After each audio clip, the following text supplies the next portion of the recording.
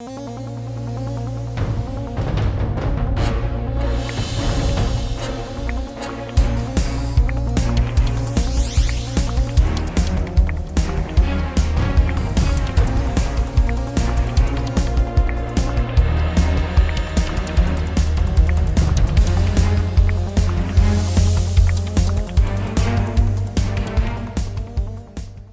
Wednesday.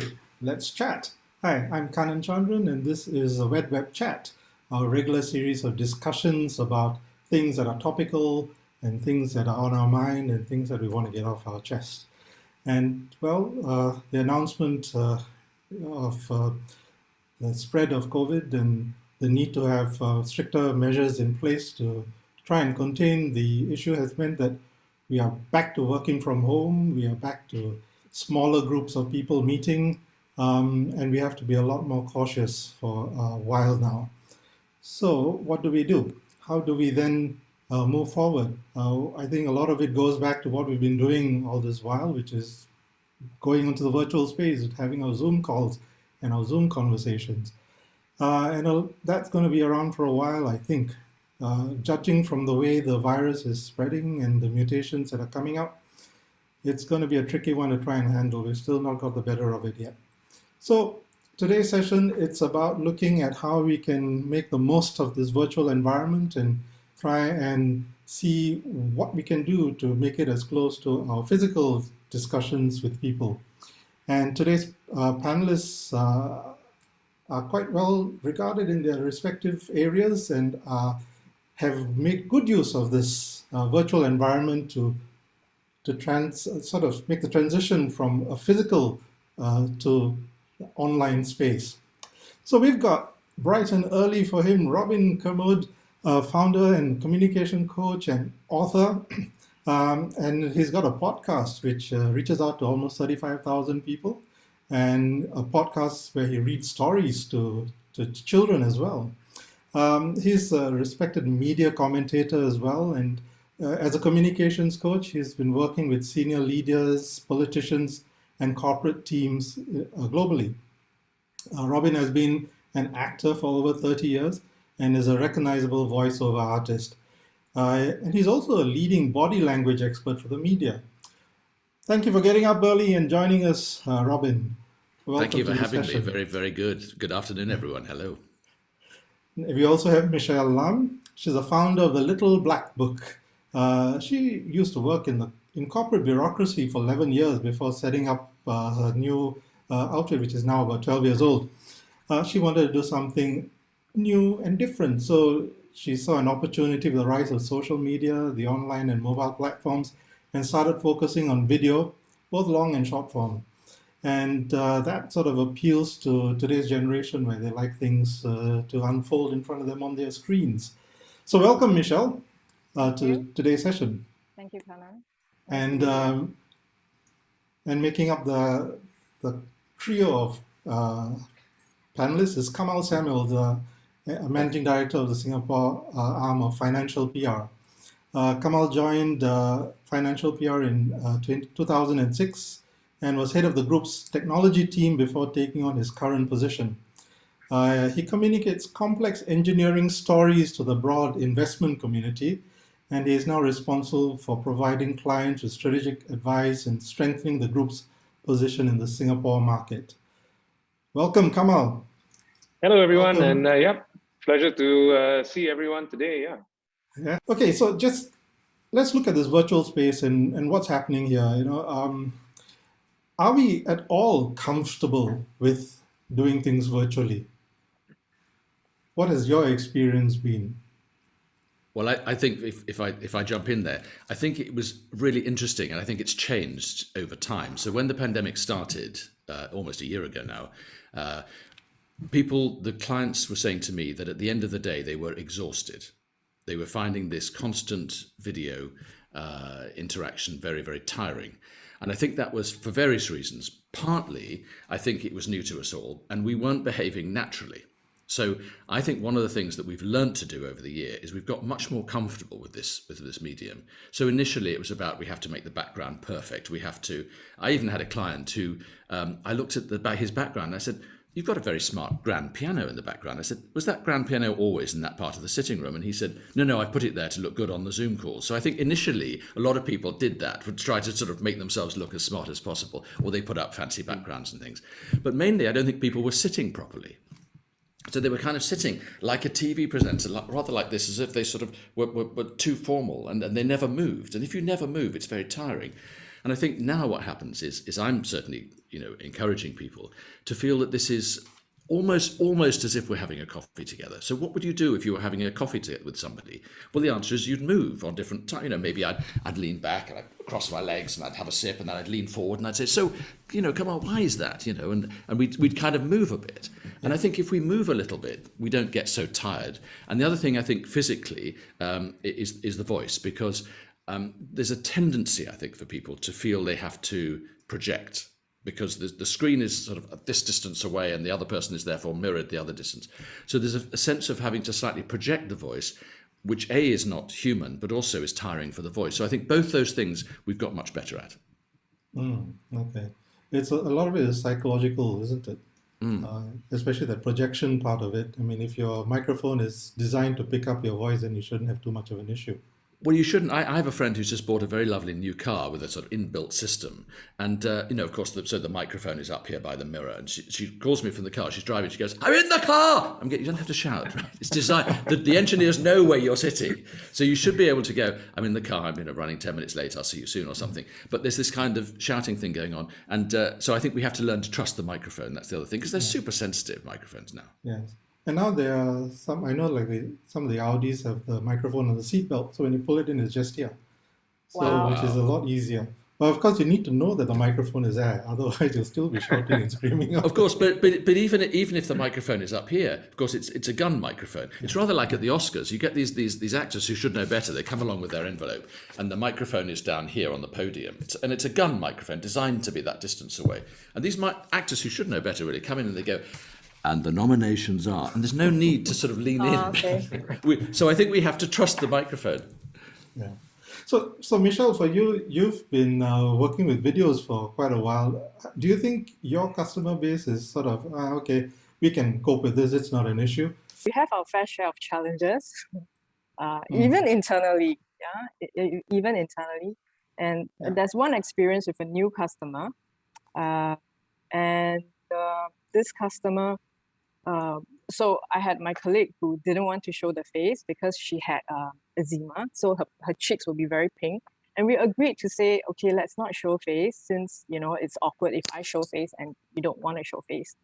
So, but because the software, I was not familiar with using the software, it's a Cisco WebEx. So it so happens that the software, I showed my face, so I can't undo it anymore. So I went through the whole meeting showing my face, and I was wearing some very thick glasses. So I have a 650 degrees, so it's really very thick, and I look so awful. But I have to pull through with it. You so look very intellectual then. I think I look horrible, to be honest. So our fair share of challenges, really. And I guess 1 year after into the whole situation, I think somehow I've learned a lot. And it's getting better, I hope. Okay. That's there's why different systems.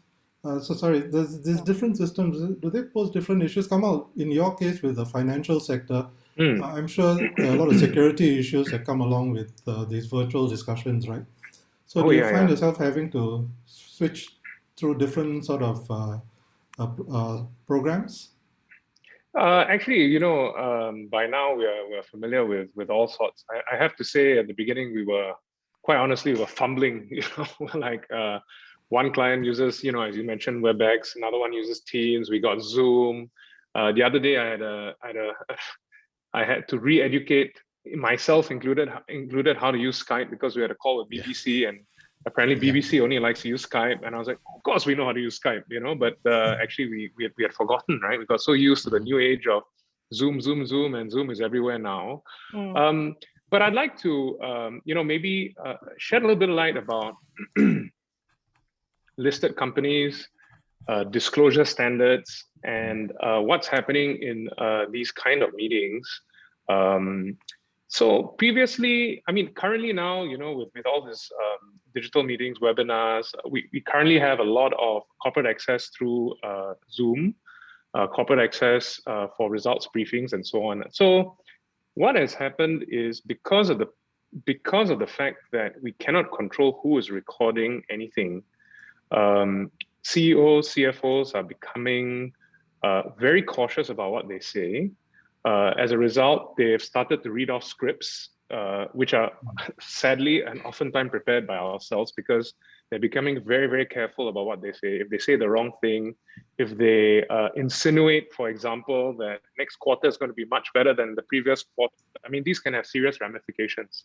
So what is happening is that actually I find that these briefings are becoming processions to a certain extent, and how comfortable these guys, the body language that they portray in front of the institutional investors and analysts. I mean, people are not extracting the same value from these calls, and I find that it is a little bit less effective than what it used to be. So, but you still have the interaction, right? You still can field questions from the audience. So you can, how do but they respond to that, which you can't script? No.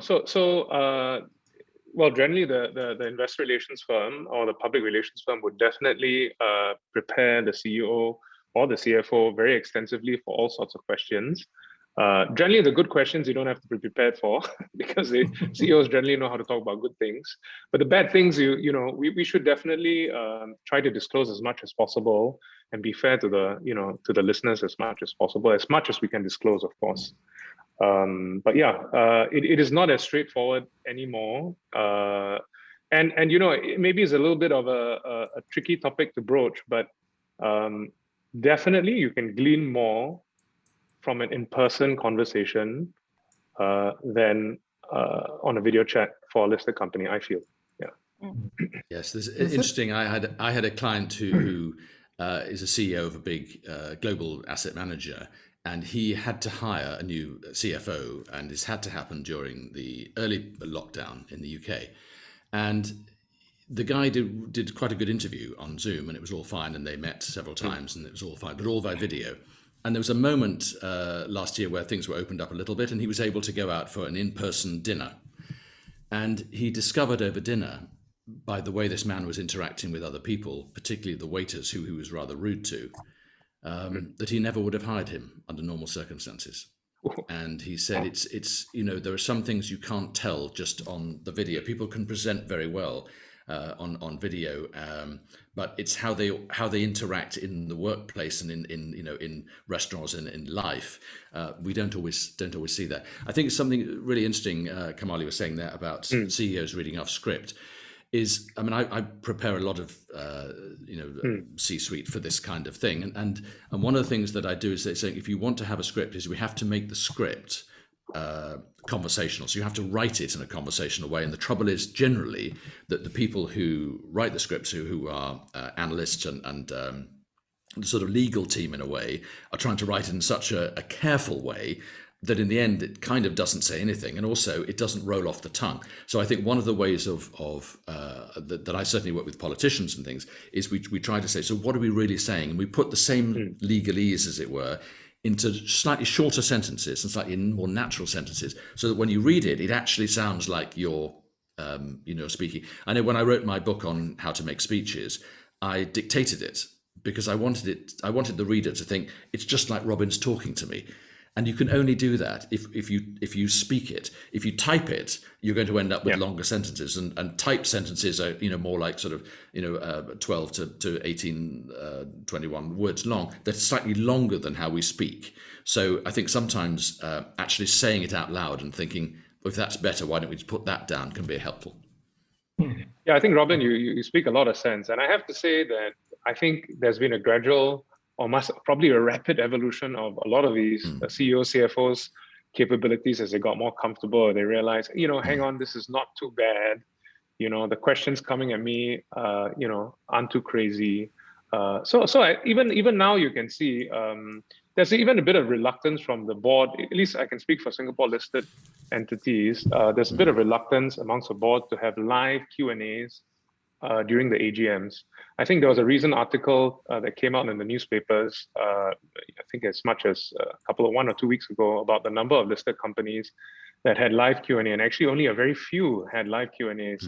And I think, of course, it's largely to do with, can you manage the questions? Do the questions make sense? So on and so forth. But I think there's a lot of fear, and there's a lot of unnecessary fear, which will be overcome with time and confidence and training, of course. Yeah. And training, yeah. So I think given that we are in for another run with COVID and it's going to go on for a while, do you think your customers are going to take this a bit more seriously and consider actually doing proper sessions to learn how to face a camera and interact with people virtually? Is that something that's on their to-do list? Certainly for in my world, I mean, when this all happened a year ago, I looked at my calendar, which was pretty full for the year because I do a lot of keynote speaking at conferences, and suddenly all the conferences fell off a cliff, and I looked at the end of the year and I thought, whoa, this is quite a void suddenly. But very quickly, people said, actually, if people are going to have to connect this way and they're going to have to sell, they're going to have to persuade via video, then why did we train them on video? And I think the big question for me is, can it be as efficient training somebody on and connecting with somebody on video as it is in person? And the answer is, it's not quite the same, but it's pretty close now. I think it's pretty close, but I think it's down to the host of the event. And I think any event, I mean, you're hosting this absolutely brilliantly, Kamal, today. I mean, so the way of hosting is a real art, actually. And I think that a lot of C-suites are learning how to host, because one of the biggest challenge, I think, on video is the natural flow doesn't happen. So if, for example, even if I was running a session with, maybe 10 people around a boardroom table in their office in the old days, any one of them could get up, walk across to the side and grab a tea and coffee, and they'd sort of pour the tea, and they're still listening, and maybe they grab a biscuit and they come back. And it's not rude. But now nobody feels they can leave, because they can't. It's very rude if I just walk off for no reason. It's incredibly rude. So what happens now is everyone feels stuck here, and if people feel stuck, they feel uncomfortable. So we have to find ways of making people feel. We have to create that natural flow, and I think that's down to the host to pass on. Because the way that when around a table, people can just. I could be talking and somebody can come up with a funny comment here, and we all have a laugh, and I go, very funny, and we carry on. And it doesn't really, or they ask a question or something, but it doesn't really interrupt the flow. But on Zoom it does, because you have to go, I think I want to say something. Yeah, where's the mute button? All this goes on. I think, it's by this point the moment's gone, and you think, I won't say it now. And so therefore everyone just sits there thinking, well, I won't say anything. And and this, so I think it's down to us as presenters and the host to create a sense of flow and kind of hand the ball. But when you finish speaking, you kind of hand the ball back and stop talking. True. Do you notice that body language has changed as a result of going virtual? I mean, as you were saying, you could get up and go get a tea and a biscuit and come back. But what's to stop you from doing that now? I mean, if you really need to go get a bite, just get up, say, excuse me, I'm off for a bit. Or yeah, no, you can do, of course, but it does just, it feels rude. I mean, and of course now everyone's working from home, so you do have this, oh, hang on, sorry, that's the delivery bell, it's the delivery person. And lots of this happens, and then you have the dog, I had one client who, we were doing a one-to-one session, and she was maybe in her 50s or something like this, and there was an elderly man came in, and he said, oh, a cup of tea for you, darling, and he put a cup of tea down and left, and I thought, oh, it's probably her father and very sweet or something.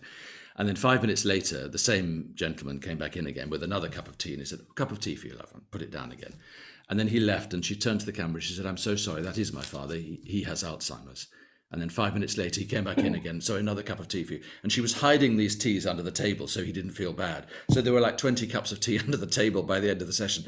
And I think that one of the nice things about this whole situation is that we get an insight into people's lives. And actually, we judge people much less, I think, now. I think we're much more, let's see the real person. We're much less judgmental than we were at the beginning, I think. That doesn't apply for yours, right, Kamal? I mean, you really don't want to see the real person. You want to see the corporate person in a lot of your instances, right? Actually, I tend to disagree, and I Oh, think okay. that you know, okay, it really depends. You know, I'm a firm believer that you know, people follow people, and people make the organizations. And actually, if you look at most, you know, even if you're looking for empirical evidence, if you look at the average company, average size company, the CEO or the CFO or whoever, the CEO mainly or the founder has far more followers than the company itself. You know, I'm a great advocate for our clients to be themselves. It's very important. And that alludes back to the earlier point about how comfortable people are on camera. You know, and you're right. I think you know, Robin. I think you're right. People need training. People need to focus on that. There's a lot of there's actually growing demand for on-screen training, and I think that would help. But in a sense, you know, I mean, I guess there's some, you know, there are some clients maybe who aren't suited for the corporate world, and I actually encourage them to still be themselves. I have a lovely client who is in a glove making company, for example, who grew up in Cameron Highlands.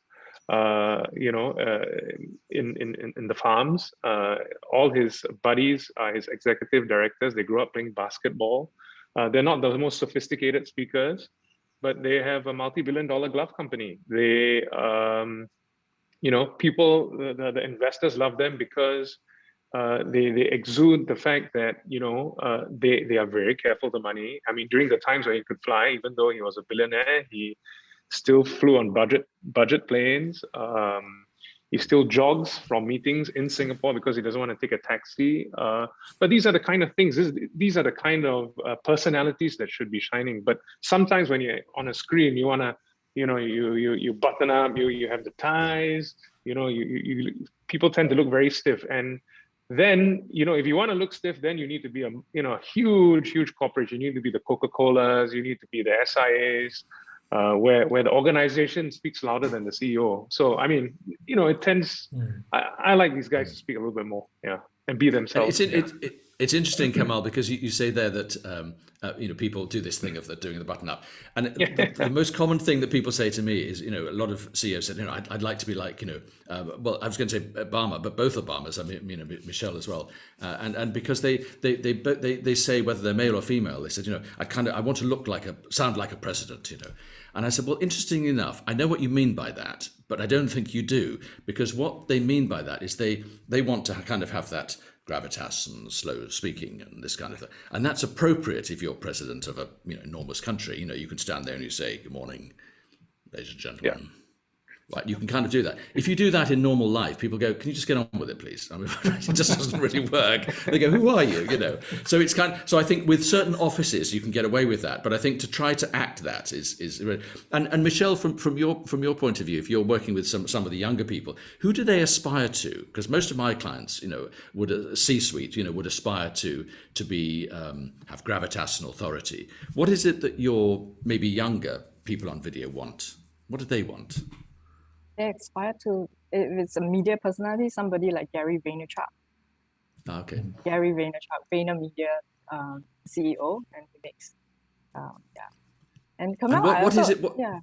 I was going to say, what is it that these people have? What is it that what is the personality trait that they have? So Gary is very authentic. He just tells it as it is, and he quotes all his languages is normally towards the he would use some vulgarities, and it comes out as very natural.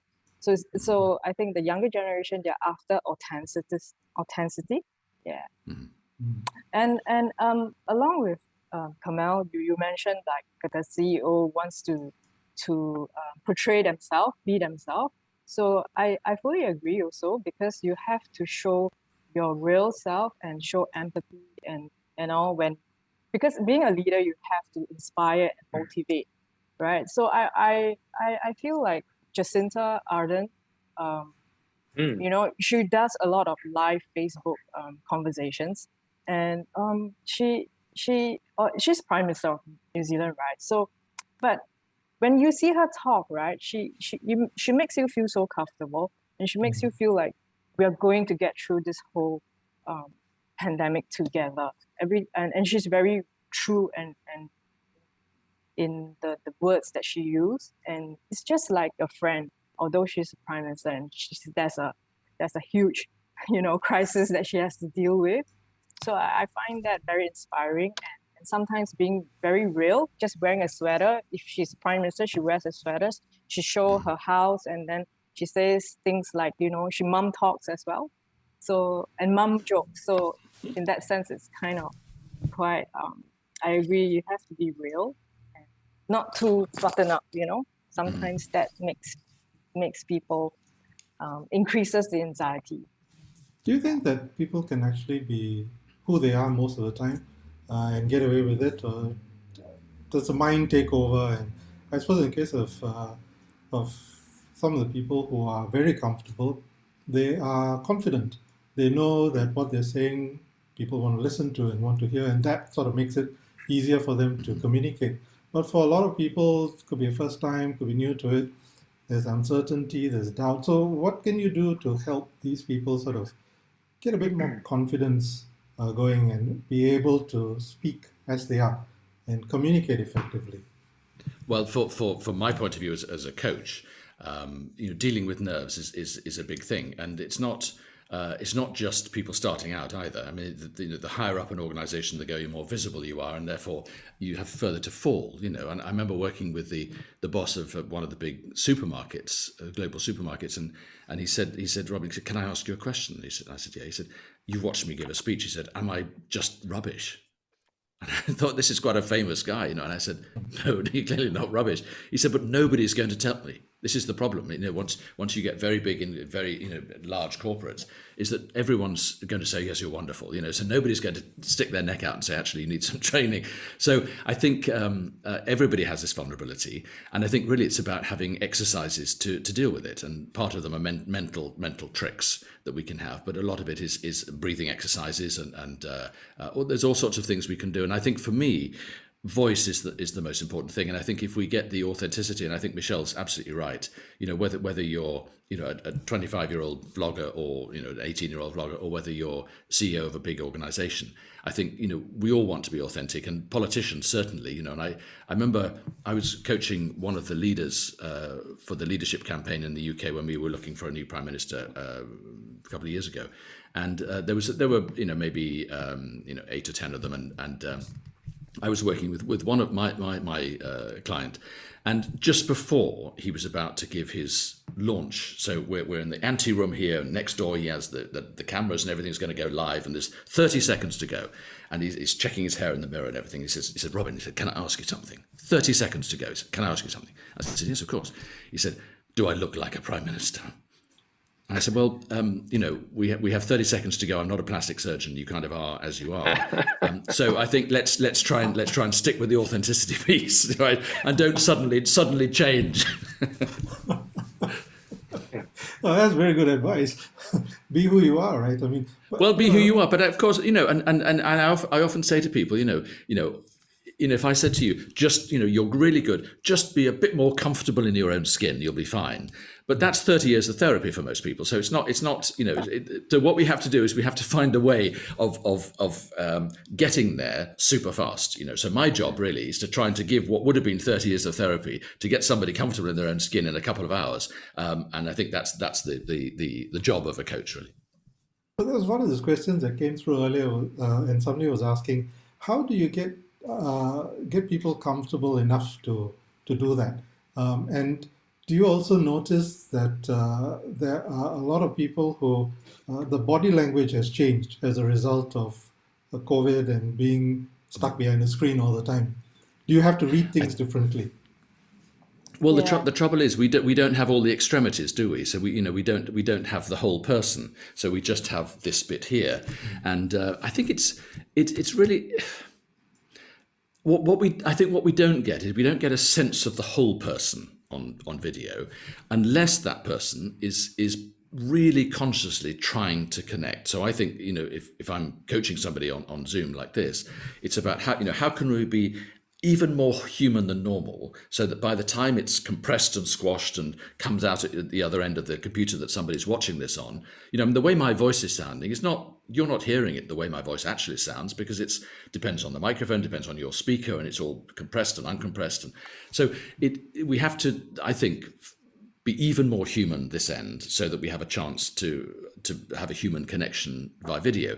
And one of the things, of course, is the camera. So, I'm looking directly into the camera at the moment, but as I'm looking into the camera, I can't see my fellow panelists here, right? But of course, if I look down so I have Michelle here on the bottom of my screen and Kamal there. If I look at you, this isn't such a good image if you see just my forehead most of the time. But on the other hand, we shouldn't necessarily feel we have to have eye contact for an hour and a half, right? It's we'd have to get married. It's too long.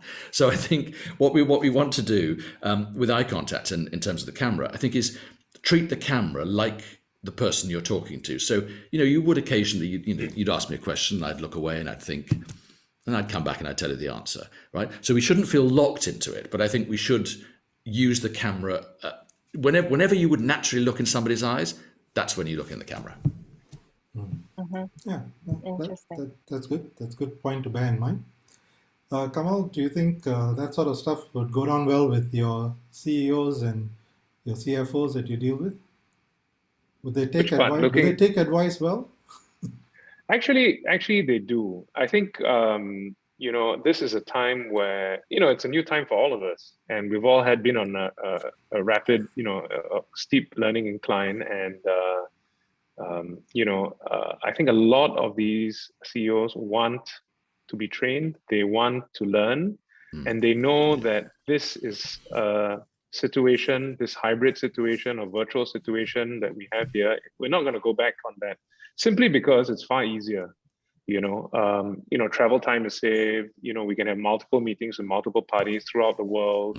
And if things are easier, it's going to stay.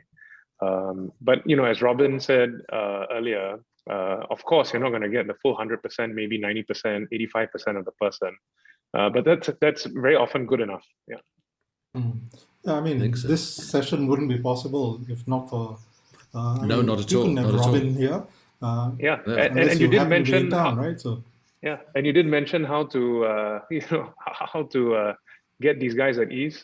Sometimes a couple of beers or a couple of whiskeys help, Oh, I think that's very dangerous. I think that's so. In my former life as an actor, they used to say, "Well, actors used to drink port because port is apparently one of the best things for your voice." So old actors would say, "Port for the voice, just for the voice, right?" Well, actually, it's not for the voice. They wanted to kind of steady their nerves, but it's not great. Now, what's interesting here in terms of lighting? I'm normally really good on my lighting, and I've just noticed that because we started this call at 5 o'clock in the morning here in the UK, and of course it was pitch black outside, so I have my camera lights here. But what's happened, of course, is the sun has come up and now it's completely gone. So I'm going to leave you for 1 second, but I will tell you why I'm leaving. I'm just going to pull the blind across so that I can have some control over my lighting. So I will join you in 1 second. Let there be less light, yes. Okay. Let there be light, no? Yeah. Michelle, Yes. Are your clients sort of younger or older in general? Of a different mix of customers, but they are very comfortable with using Zoom after a year since the lockdown, actually. So yeah, I don't think for them learning to be using a masterclass and learning how to be better at communicating on the virtual world is something on their agenda. Perhaps. Yeah, so but I find that things are much more seamless these days with them, and they've really we already know how to get on Zoom call or sometimes mobile phone, change in the mode of communication, when to show face and when not to show face, things like that. Yeah. So I guess most of my clients are pretty much already familiarized with virtual tools.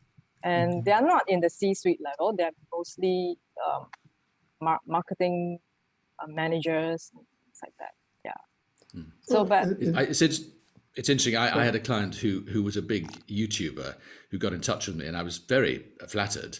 And this is a young guy; he's only 22 or something. And he has maybe, I don't know, sort of 400 million viewers or something. It's a big user. And he got in touch and he said, "I'd love to have a bit of training." And so we had this conversation. We've had a couple of sessions together, and I learned as much from him, actually, I have to say, as hopefully he did from me. But it was really fascinating to see that even though there's an authenticity and there's a kind of looseness about it, I think a lot of people still want to do it really well. Even if it's the impression is, oh, I've kind of just picked up my phone and doing this.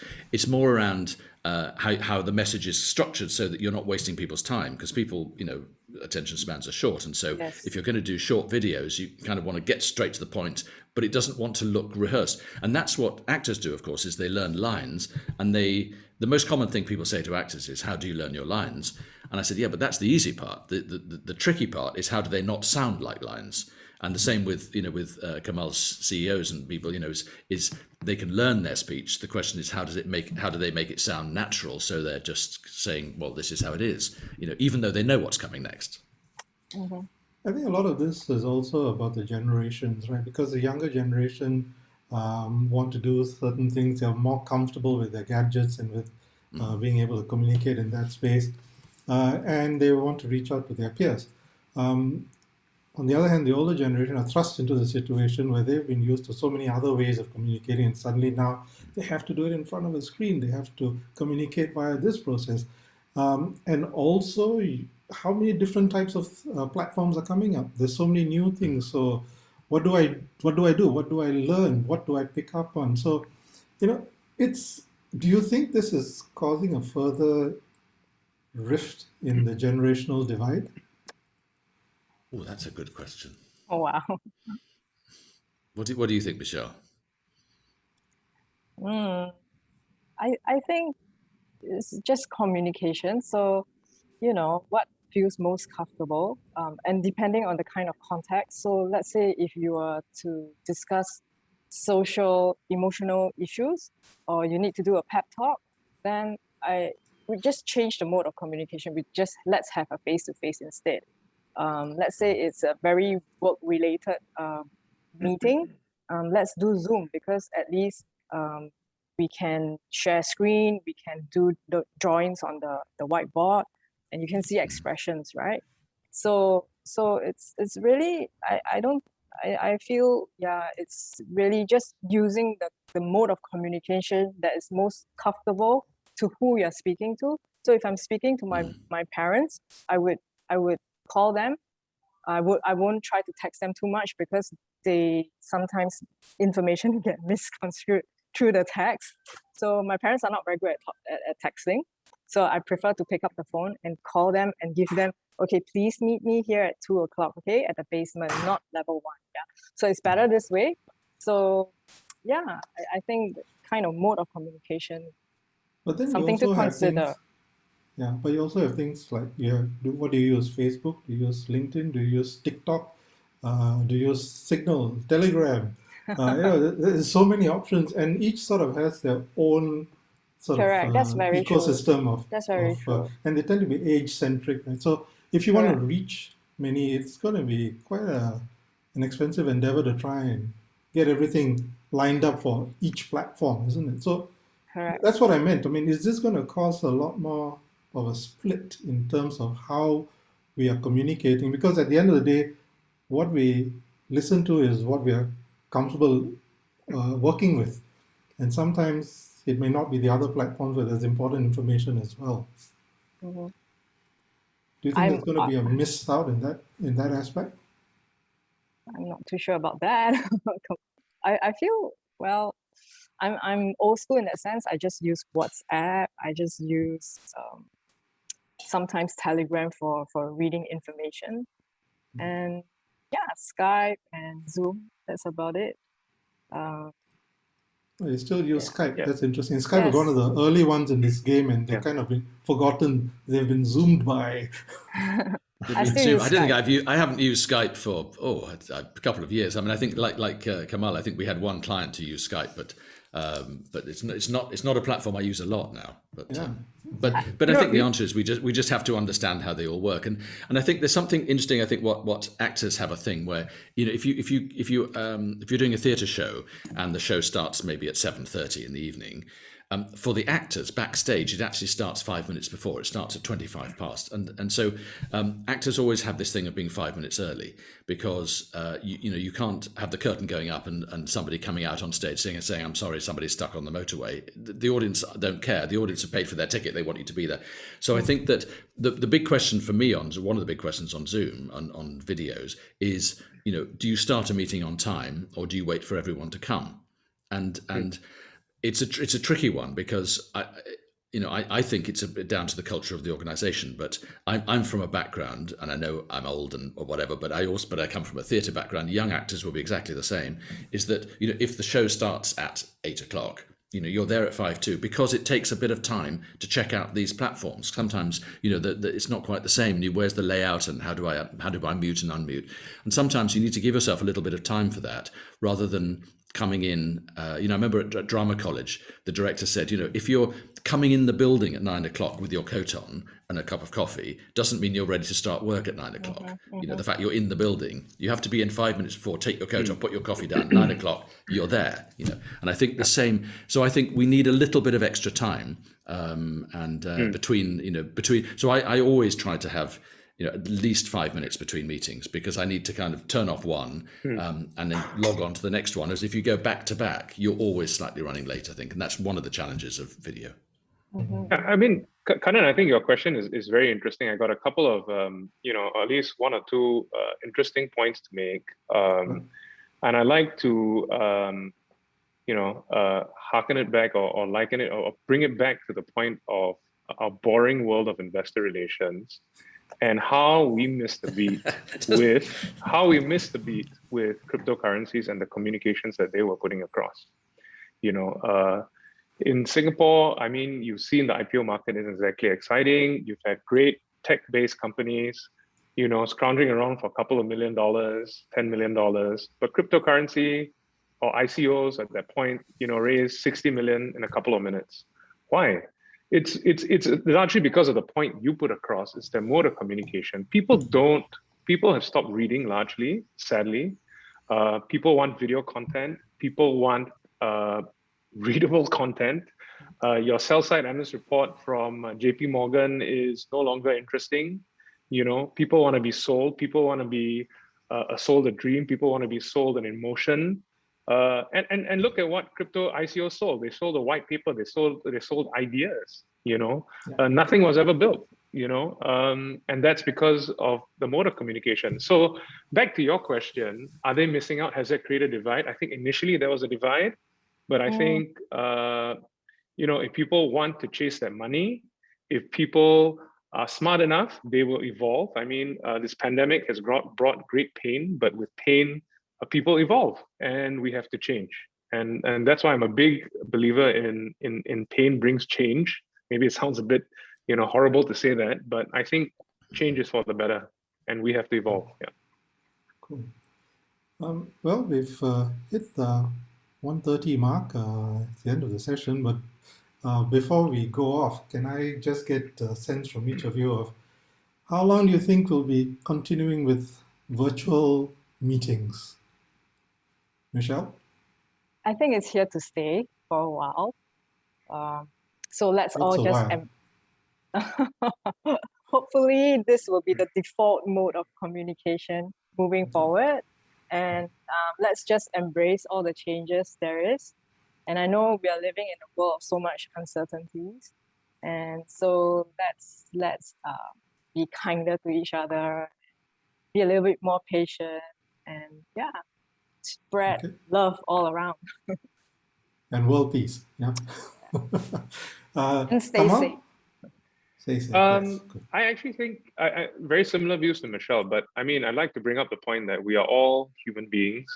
We're run on a bunch of neurotransmitters in our brain. One important neurotransmitter is essentially dopamine, and that's pleasure, that's reward.